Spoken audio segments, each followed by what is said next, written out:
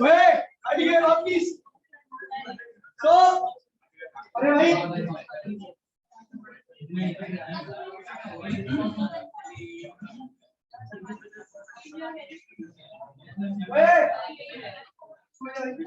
देखिए भैया, देखिए लास्ट क्लास में हमने पढ़ा था इसके बारे में इलेक्ट्रोमैग्नेटिक इंडक्शन में। मैंने आपको बताया था ये बड़ा बेसिक था कि अगर किसी भी चीज के अंदर कोई भी चेंज होता है तो चीज हमेशा क्या करती है, उस चेंज को अपोज करती है। ठीक है भैया, यहाँ पर भी मैंने बताया था एक कॉइल है, कॉइल का हमने क्या किया, मैग्नेटिक फ्लक्स चेंज किया और फ्लक्स को चेंज करने के लिए कॉइल ने क्या किया, अपोज करना चालू कर दिया। ठीक है भैया, कॉइल ने फ्लक्स के चेंज को अपोज करना चालू कर दिया। ठीक है भैया, अच्छा भेड़ भाई गेट होए और दरबार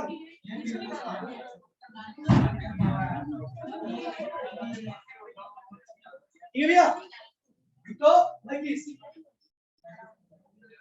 दोबारा से मैं समझा रहा हूँ इस चीज को कि अगर भैया कॉइल का मैग्नेटिक फ्लक्स चेंज होगा, मैग्नेटिक फ्लक्स बता दीजिए ना भैया, बी ए कॉस थीटा, क्या बता भैया, याद है सबको, बी ए कॉस थीटा, तुम नहीं याद है बी ए कॉस थीटा, देखिए थी पक्की बात है, बी ए कॉस थीटा। अगर मैग्नेटिक फ्लक्स चेंज होगा तो उस फ्लक्स में चेंज को कॉइल क्या करती है, अपोज करती है, क्या करती है, और अपोज करने के लिए उसको मैग्नेट को क्या करना पड़ेगा, रोकना पड़ेगा, उनके बीच की रिलेटिव वेलोसिटी को क्या करना पड़ेगा, बंद करना पड़ेगा। रिलेटिव वेलोसिटी का मीनिंग समझा दो तो मैं आपको, ये भैया रिलेटिव वेलोसिटी का मीनिंग होता है दो चीजों के बीच में अगर सेपरेशन आ रहा है, दो चीजों के बीच में अगर सेपरेशन चेंज हो रहा है तो उनके बीच में रिलेटिव वेलोसिटी है, और अगर दो चीजों के बीच में सेपरेशन चेंज नहीं हो रहा तो रिलेटिव वेलोसिटी नहीं है।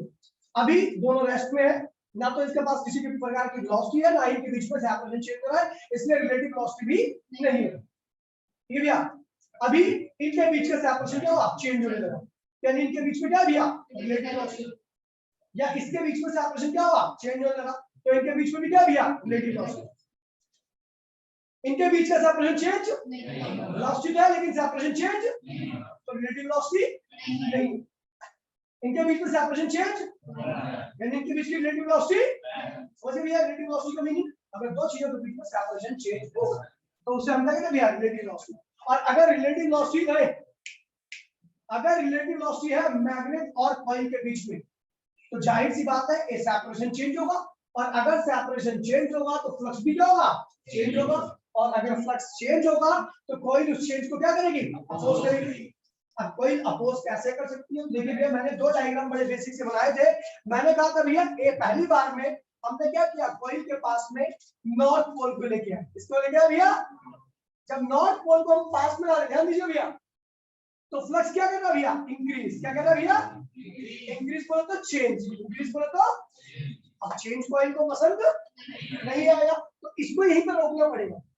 अगर ये इनके बीच में रिलेटिव मोशन रही, सेपरेशन चेंज होता है तो फ्लक्स फिर चेंज होगा, और फ्लक्स चेंज नहीं होना है तो इसलिए कॉइल इसको मैग्नेट को क्या करेगी, रोकने का प्रयास करेगी ताकि इनकी रिलेटिव वेलोसिटी का खत्म हो जाए। तो रोकने के लिए इसको क्या करना पड़ेगा, नॉर्थ पोलैरिटी आ गई, क्या करनी पड़ेगी भैया, जैसी नॉर्थ पोलैरिटी आई, आपको पता है जहां करंट है वहां पर पोलैरिटी है, और जहां पोलैरिटी है वहां पर क्या है भैया, करंट है। तो जैसे ही नॉर्थ पोलैरिटी आई तो यहाँ पर एक करंट सेटअप हो गया जिसको हमने क्या कर दिया, इंड्यूस्ड करंट, और ये करंट जिस ईएमएफ की वजह से आ रहा है उसको हमने बोला इंड्यूस्ड ईएमएफ, क्या कहा बोला, इस करंट को हमने क्या बोला, इंड्यूस्ड करंट, और ये करंट जिस ईएमएफ की वजह से आ रहा है उसको हम क्या बोलेंगे, इंड्यूस्ड। ये तो जब पास में आ रहा था, पास में आ रहा था तो उसको रोकने के लिए रिपेल किया, इसको क्या किया, यानी एक बात ध्यान रखना, जब फ्लक्स इंक्रीज करेगा तो कॉइल मैग्नेट को क्या करेगी, रिपेल करेगी, रिपेल करके रोकेगी। ठीक है भैया, अब देखिए अगले केस में, अच्छा गैल्वेनोमीटर लगा रखा है मैंने, गैल्वेनोमीटर का काम क्या होता है भैया, करंट को डिटेक्ट करना, क्या करना ये भैया, और ये बताता है कि करंट किस डायरेक्शन में है। ये भैया अब देखिए ये है आपकी कॉइल, ये लगा दिया गैल्वेनोमीटर, और अब हम ले आ रहे हैं नॉर्थ पोल को दूर, क्या कर रहे हैं भैया, अब दूर ले आ रहे हैं तो इसका मतलब फिर क्या होगा, रिलेटिव वेलोसिटी रहेगी, सेपरेशन चेंज होगा, और इस बार दूर जा रहे हैं तो फ्लक्स क्या होगा, डिक्रीज, क्या होगा, फ्लक्स डिक्रीज का मतलब चेंज हो रहा है, क्या हो रहा है भैया, क्या कॉइल को चेंज पसंद है, नहीं पसंद है, इसलिए क्या होगी, कॉइल क्या करेगी, इसको रोकेगी, रोकने के लिए क्या करना पड़ेगा, इसको खींचना पड़ेगा, साउथ पोलैरिटी रहेगी, क्या रहेगी, और जैसे साउथ पोलैरिटी रहेगी तो ये क्या करेगी, इसको अट्रैक्ट करेगी, क्या करेगी, अट्रैक्ट, क्या करेगी भैया, इसको अट्रैक्ट करेगी, क्या भैया, और अट्रैक्ट करके इसको रोक देगी, ये भैया रोकने का प्रयास करेगी, जैसी पोलैरिटी इसके ऊपर आई तो वैसे क्या होगा भैया, करंट भी आएगा, करंट आएगा इस बारी कैसा, क्लॉकवाइज। कैसा आएगा भैया, क्लॉकवाइज करंट आएगा। कोई दिक्कत नहीं भैया, ठीक है। तो ये है आपका। और एक बार ध्यान रखना, जितनी तेज रिलेटिव वेलोसिटी होगी, जितनी तेज आप मैग्नेट को दूर ले जाओगे, पास ले जाओगे, उतना ही तेजी से इसका फ्लक्स चेंज होगा। और जितना ज्यादा फ्लक्स चेंज होगा, उतना ही ज्यादा क्या आएगा, इंड्यूस ईएमएफ, और उसी वजह से इंड्यूस करंट की वैल्यू क्या होगी, ज्यादा होगी। अच्छा, ऐसा क्यों होता है? क्योंकि अगर कोई चीज तेजी से आती है तो इसका मतलब उसके पास फोर्स क्या है, ज्यादा है। अगर हम इसको तेज मूव कराएंगे तो इसका मतलब ज्यादा फोर्स से पास में आ रही है। ज्यादा फोर्स से पास में आएगी तो रोकने के लिए कॉइल को ज्यादा फोर्स लगाना पड़ेगा। और कॉइल ज्यादा फोर्स जमीन लगा सकती है जिसके ऊपर ऐसी क्वालिटी है जो कि क्या हो, स्ट्रांग हो। क्या हो, और स्ट्रांग क्वालिटी आने के साथ ही करंट भी क्या होता है भैया, स्ट्रांग आता है। ये भी क्या होता है भैया, स्ट्रांग होता है। तो इसलिए जितनी तेज रिलेटिव वेलोसिटी रखोगे उतना ही ज्यादा होगा इंड्यूस ईएमएफ। समझ में आई बात नहीं?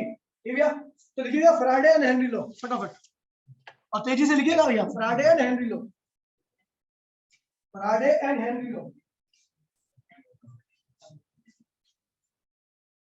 Faraday and Henry law.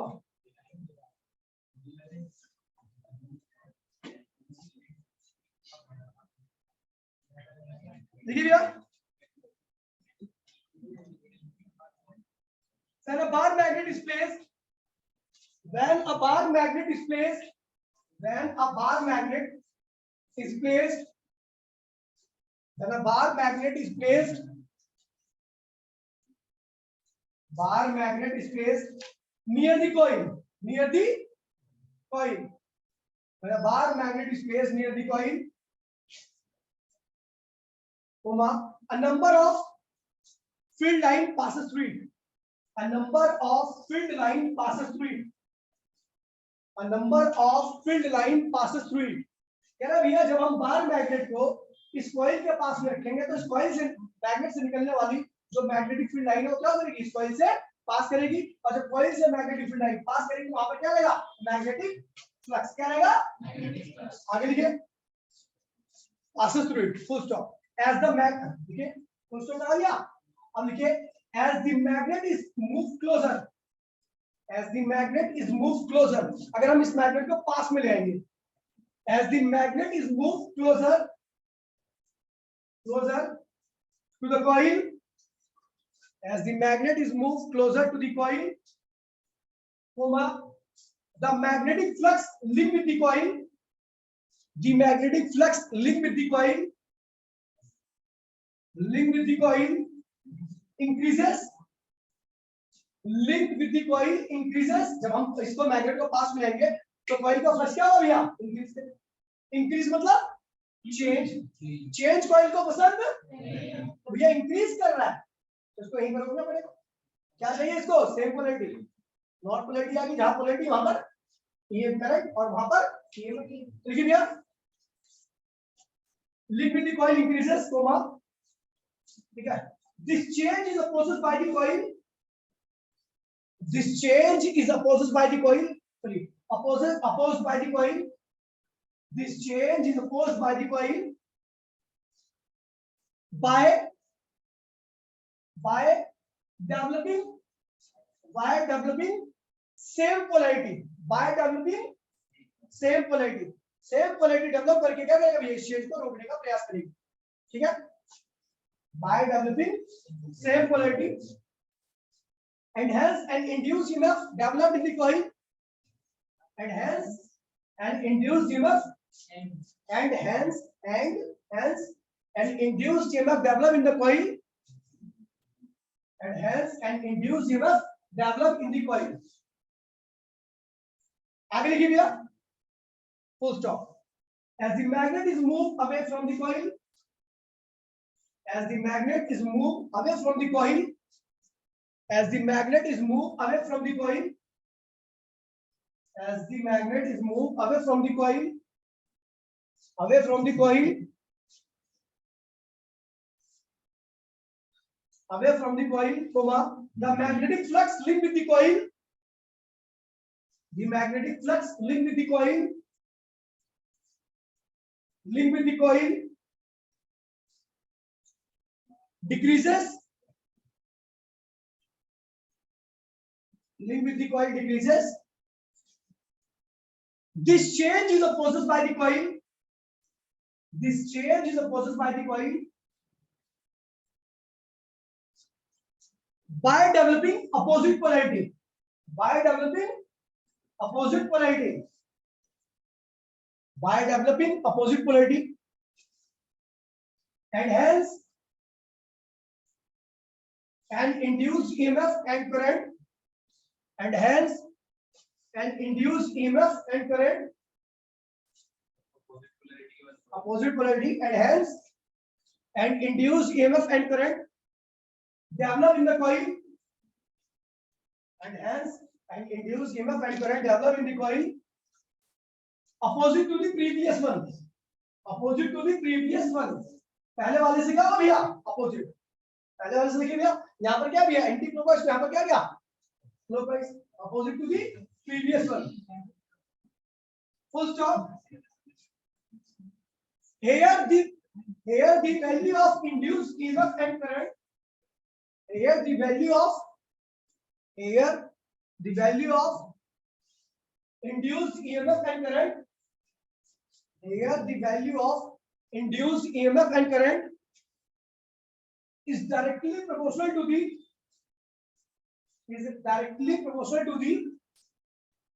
relative velocity. Here the value of induced EMF slash current is directly proportional to the relative velocity in between coil and magnet.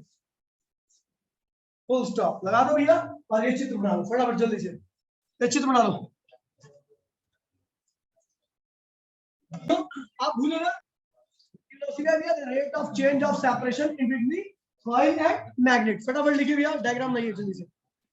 Magnetic induction, law of electromagnetic induction, law of electromagnetic induction, law of electromagnetic induction.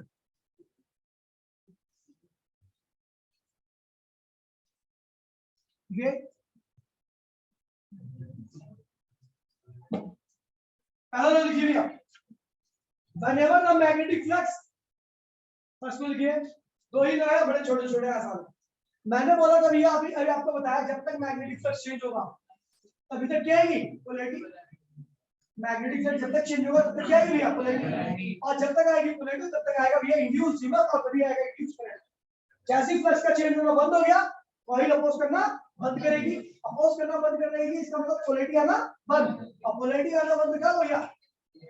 EMF बंद. ठीक है. Generator चलता है तो current आया.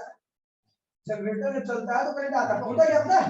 ये magnet होता है नीचे नॉट और ऊपर क्या होता है भैया? साउथ.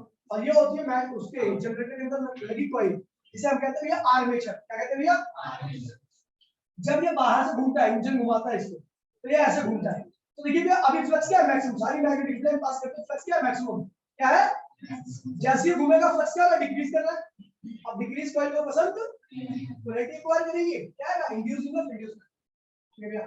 ऐसे आगे फ्लक्स क्या होगा? जीरो. तो कोई भी सारी मैग्नेटिक फ्लक्स ऊपर से निकल जाएगी तो इससे पास नहीं. फिर भैया फिर फ्लक्स बढ़ रहा है ना भैया. तो कॉइल ऐसे से ऐसे होगी तो फ्लक्स फिर बढ़ेगा और बढ़ना भी इसको पसंद नहीं आएगा. फिर क्या आएगा भैया? Induce EMF. बार लगातार जब तक जनरेटर चलता है तब तक इसका फ्लक्स चेंज होता रहेगा. तब तक क्या आता है भैया? इंड्यूस EMF आता रहता है. आपके घर में लाइट भी क्या होती है? आती रहती है. जैसे जनरेटर घूमना बंद वैसे कॉइल का घूमना बंद. फ्लक्स क्या होता है भैया? कांस्टेंट. अब कांस्टेंट फ्लक्स को अपोज करने के लिए कोई EMF नहीं आता. समझ गए भैया? तो लिखिए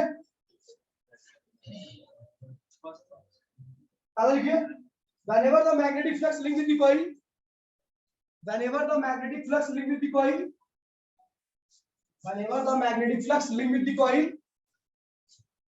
whenever the magnetic flux linked with the coil change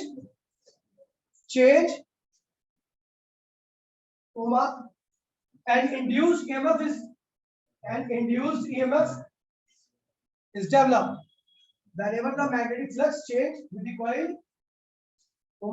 and induced EMF is developed, which lasts only so long, which lasts only so long as the change in flux taking place, as the change in flux taking place, as the change in flux taking place. कह रहा भैया कि coil के अंदर जब भी तक induce EMF आएगा जब तक कि उसका फ्लक्स क्या होगा भैया, चेंज होगा। जैसे चेंज बन वैसे फ्लक्स क्या होगा भैया, कांस्टेंट। और कांस्टेंट क्या भैया, ईएमएफ की वैल्यू क्या होगी भैया, 0। आगे लिखिए भैया सेकंड लॉ। सेकंड लॉ सबसे मेन है, लिखिए भैया the rate of change of magnetic flux, the rate of change of magnetic flux, the rate of change of magnetic flux, the rate of change of magnetic flux is directly proportional to the induced EMF. The rate of change of magnetic flux is directly proportional to the induced EMF. कह रहा भैया जितनी तेजी से flux change होगा उतना ही ज्यादा क्या है भैया, इंड्यूस्ड ईएमएफ है।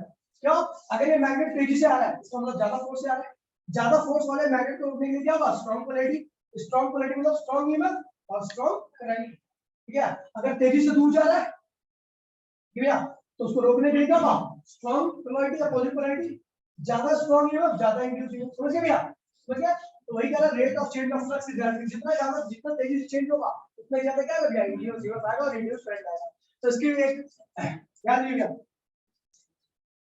इसे क्या कहते हैं भैया, डी फाई अपॉन में डी टी। क्या कहलाएगा पता आपको, rate of change of magnetic flux. क्या है, rate of change of magnetic flux.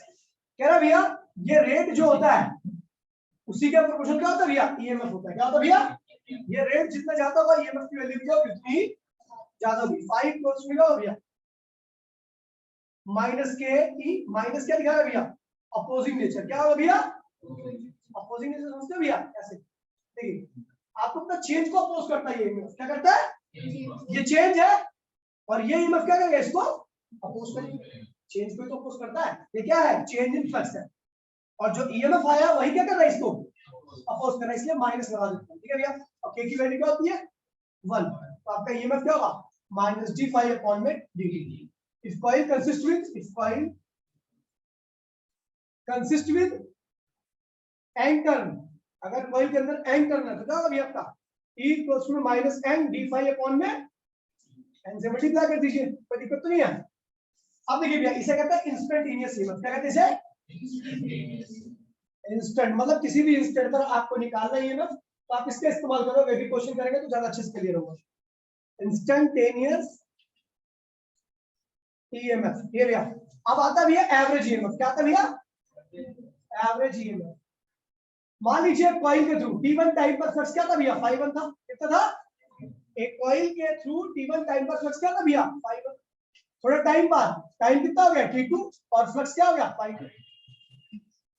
तो चेंज कितना आया है,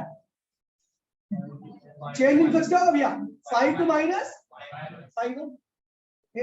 टाइम कितना लगा, टाइम में चेंज कितना आया T2 माइनस T1। तो ये मतलब क्या होगा, change in flux 5 to minus 5 upon में T2 minus T1। Coil for n turn, अगर n टर्न होगी तो क्या करेंगे भैया, n से मल्टीप्लाई, तो minus n 5 to minus 5 upon में T2 माइनस, ये भैया एसआई यूनिट क्या होती है ध्यान दीजिए, एसआई यूनिट क्या होती है इसकी, वोल्ट होती है। क्या होती है भैया, वोल्ट। यानी भैया इंड्यूस्ड ईएमएफ की एसआई यूनिट क्या होती है भैया, वोल्ट होती है। Direction can be given by direction of induced EMF, induced EMF can be given by Lenz law. Lenz law से लेते हैं इसकी डायरेक्शन, ठीक है भैया, याद है लेंज लॉ। अगर मैग्नेट पास में आ रहा है तो सेम पोलैरिटी के हिसाब से करंट और इंड्यूस्ड ईएमएफ की डायरेक्शन बता दिया। मैग्नेट दूर जा रहा है तो अपोजिट पोलैरिटी उसके हिसाब से डायरेक्शन देगा, वो लेंज लॉ था। क्या था, लेंज लॉ था। और तीसरा भैया कैलकुलेशन ऑफ करंट। करंट क्या होता है भैया, ईएमएफ अपॉन में, करंट क्या होता है ईएमएफ अपॉन में रेजिस्टेंस। ईएमएफ क्या है भैया, d5 अपॉन में dt अपॉन में रेजिस्टेंस। या आप लिखते हो 5 टू माइनस 5 अपॉन में T2 minus T1 minus n से मल्टीप्लाई कर दिया, यहां पर भी n से मल्टीप्लाई कर दिया, अपॉन में क्या हुआ रेजिस्टेंस। तो ये क्या है भैया, इंड्यूस्ड करंट है। क्या है? Induced current. देखिए ना करंट होता क्या है, पता है आपको? करंट ईएमएफ अपॉन में रेजिस्टेंस, ईएमएफ अपॉन में। तो भैया ईएमएफ कितना है भैया, ये आया minus N d five upon dt, और आर क्या है, रेजिस्टेंस है। या अगर आपका ईएमएफ इस तरीके से निकाला गया तो आप ईएमएफ ऐसा रखिएगा माइनस एन और ये अपॉन में रेजिस्टेंस। आर क्या है, कॉइल का या सर्किट का रेजिस्टेंस। आर क्या है, resistance of circuit, resistance of circuit. फटाफट कॉपी करो भैया जल्दी से। If coil consists with n turns,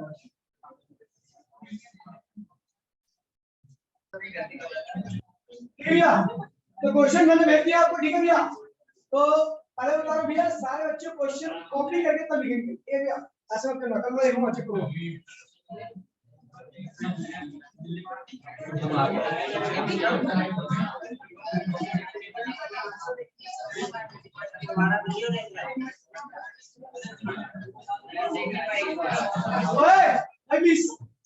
अबे आंसर तो भी कॉपी कर ले। देखिए भैया, जो पहला पेज है वो तो होमवर्क भी है भैया, बाकी भी जितने करा पाऊंगा सारे करा दूंगा। ध्यान दीजिए।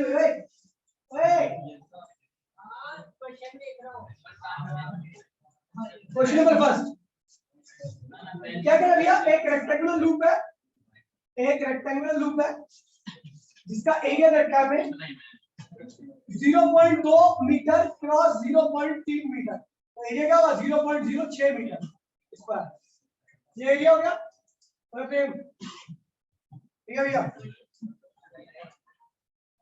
पहला क्वेश्चन मैंने भेजा है, कह रहा है एक रेक्टेंगुलर लूप है जिसका डायमेंशन दे रखा है, मैंने एरिया निकाल दिया। डायमेंशन मैंने सेंटीमीटर में रखा था, मैंने मीटर में कन्वर्ट कर दिया सीधा। ठीक है, कह रहा भैया जो मैग्नेटिक फील्ड है वो क्या है भैया, 0.3 टेस्ला, 0.3 टेस्ला। कह रहा भैया अलग अलग पोजीशन में कॉइल रखी गई है, कॉइल की पोजीशन क्या भैया अलग अलग है। कह रहा भैया बताइए हर केस में फ्लक्स कितना होगा। पहला केस कह रहा भैया कॉइल, ये कॉइल है और ये कॉइल का क्या है भैया, प्लेन है, प्लेन पर मैंने लाइन खींची, और ये कॉइल का क्या है भैया, नॉर्मल है। क्या है, कह रहा है भैया पहले केस में कह रहा है कि भैया जो कॉइल है, जो मैग्नेटिक फील्ड है वो कॉइल के साथ 30 डिग्री का एंगल बना रही है। कितना बना रही है, कॉइल के साथ कितना एंगल बना रही है, 30 का। ये मैग्नेटिक फील्ड है, तो इसके साथ कितना बनाएगी, 60 डिग्री का। तो फ्लक्स क्या होगा, बी ए कॉस थीटा। बी कितना है, एरिया कितना है 0.06, और कॉस एंगल कितना हो गया 60 डिग्री। पहला आंसर आ गया। दूसरा है, बहुत अननेसेसरी हो रहा है। दूसरे केस में कह रहा भैया मैग, देखिए ये कॉइल है, ये कॉइल है, ये कॉइल का प्लेन है, प्लेन पे लाइन खींचिए, और ये क्या है भैया, नॉर्मल है। क्या है, जैसे ही नॉर्मल है वैसे ही मैग्नेटिक फील्ड भी क्या भैया, नॉर्मल है। क्या है, तो मैग्नेटिक फील्ड और नॉर्मल एक दूसरे क्या है, पैरेलल है। क्या है, यानी इस केस में थीटा क्या बन रहा है भैया, 0 डिग्री। तो फ्लक्स क्या होगा, बी ए कॉस थीटा। बी रखा आपका, ए रखा है, और एंगल क्या रखोगे, 0। आंसर आ जाएगा। तीसरा केस, तीसरे केस में कह रहा है भैया, तीसरे केस में कह रहा है भैया पैरेलल टू द फील्ड। कह रहा भैया आपकी कॉइल ऐसी है, ये कॉइल के प्लेन पर लाइन खींचिए, और ये क्या भैया आपका नॉर्मल है ना। कह रहा है मैग्नेटिक फील्ड क्या भैया, इस कॉइल के प्लेन पर जो कॉइल है जिसका प्लेन है उसके क्या भैया, मैग्नेटिक फील्ड पैरेलल है। क्या है, यानी नॉर्मल की क्या होगी, परपेंडिकुलर। तो फ्लक्स बोल रहा है, फ्लक्स क्या होगा, बी ए cos 90, cos 90 क्या होगा भैया, 0। तो फ्लक्स 0। वैसे भी आपको पता है मैग्नेटिक फील्ड लाइन पास नहीं करेगी इस कंडीशन में, तो फ्लक्स वैसे भी क्या होगा भैया, 0 होगा। अगला क्वेश्चन देखिए, क्वेश्चन नंबर 2। क्वेश्चन नंबर 2 देखिए, ओए कह रहा भैया दो मैग्नेट है, नॉर्थ पोल साउथ पोल, यहां पर मैग्नेटिक फील्ड जा रही है। ठीक है, कह रहा है छोटा सा कॉइल है, एक छोटी सी कॉइल है।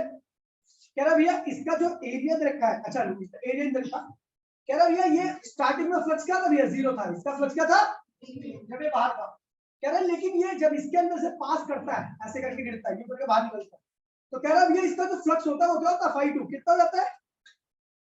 कह रहा भैया दूसरे केस का जो फ्लक्स है वो होता है 8 into 10 to the power -4 weber, इतना फ्लक्स हो जाता है। कह रहा है ये फ्लक्स से ये फ्लक्स होने में जो टाइम लगता है वो है 0.5 सेकंड। तो कह रहा है भैया ईएमएफ बताइए कितना होगा, इसके अंदर इंड्यूस ईएमएफ कितना है। कह रहा है स्टार्टिंग में फ्लक्स क्या था भैया 0 था, एकदम से इस मैग्नेट के बीच में से गुजरा तो फ्लक्स आ गया था। कह रहा फ्लक्स क्या था ये हो गया, यहां से ये फ्लक्स हो गया और टाइम कितना लगा, इतना लगा। तो आपको ईएमएफ निकालना है। ईएमएफ क्या होता है changing flux upon changing time. बोला हां, तो ये स्टार्टिंग में 0 था, बाद में इतना हो गया, तो चेंज कितना आएगा, इतने के बराबर आएगा। अब एक 0 है ये है तो चेंज कितना आएगा, ये आएगा। यानी चेंज कितना है -8 × 10⁻⁻4 और टाइम कितना लगा 0.5। सॉल्व कर लोगे, आंसर आ गया, कर लोगे। अब देखिए अगला क्वेश्चन आई प्लीज। यार पता नहीं आप लोग कैसे बोलते हो समझ नहीं आता, कोई बंदा इतनी देर से चिल्ला रहा है पढ़ा रहा है उसके बाद भी आप लोग पता नहीं कि आपकी वीडियो चलती है।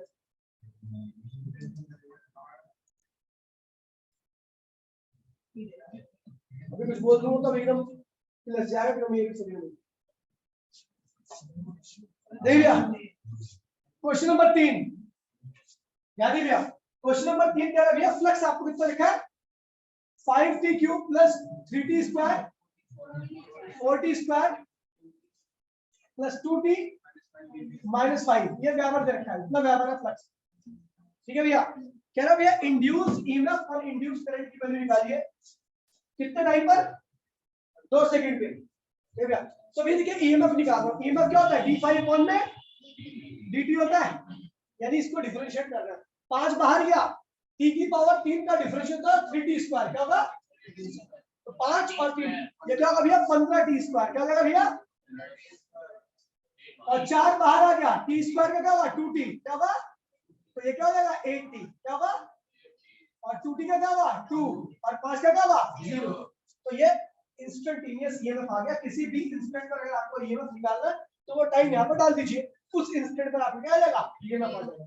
आपको कब निकालना है 2 सेकंड पर, क्या निकालना है, तो यहाँ पर 2 डालिए क्या होगा भैया 78 वोल्ट। क्या आएगा भैया 78 वोल्ट आ गया आपका ईएमएफ। और ये माइनस क्या रिप्रेजेंट कर रहा है, अपोजिंग नेचर। क्या है अपोजिंग नेचर भैया।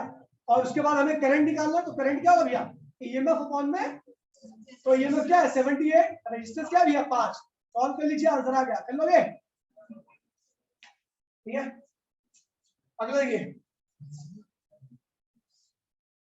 एनसीईआरटी का अगला क्वेश्चन है 15.6 का आंसर है 15.6।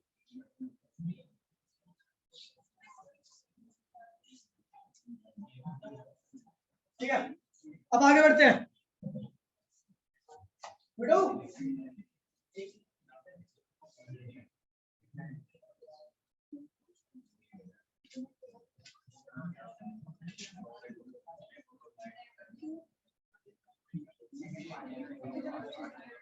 देखिए भैया कह रहा है square of side 20, square of side 10 centimetre and resistance 0.7। Square है, साइड रखिए 10 सेंटीमीटर। तो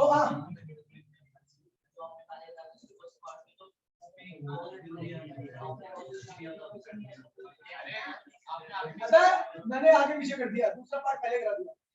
ठीक है भैया ओए देखिए भैया साइड कितने लिखिए 0.1 मीटर, 0.1 मीटर। ठीक है भैया एरिया क्या होगा एल स्क्वायर, तो क्या होगा 0.01 मीटर स्क्वायर, ये एरिया हो गया। ठीक है भैया स्क्वायर का एरिया हो गया। कह रहा है स्क्वायर का रेजिस्टेंस कितना भैया 0.7 ओम, 0.7 ओम। कह रहा है is placed vertically east west plane. देखिए भैया नॉर्थ वेस्ट ईस्ट साउथ। ठीक है ऐसा है, और ये ऊपर के मामले से है ऐसा। ठीक है भैया देखिए ऊपर से हमें देख रहा है, मतलब ये ऐसे में है, ये जो बना रखा है ना ये ऐसे में नॉर्थ ईस्ट वेस्ट साउथ। ठीक है भैया कह रहा है भैया जो आपकी कॉइल है east west plane, east west plane, east west plane क्या हो गया ऐसे में, कॉइल ऐसे लटकी हुई है, कॉइल ऐसे ईस्ट वेस्ट प्लेन में लटकी हुई है।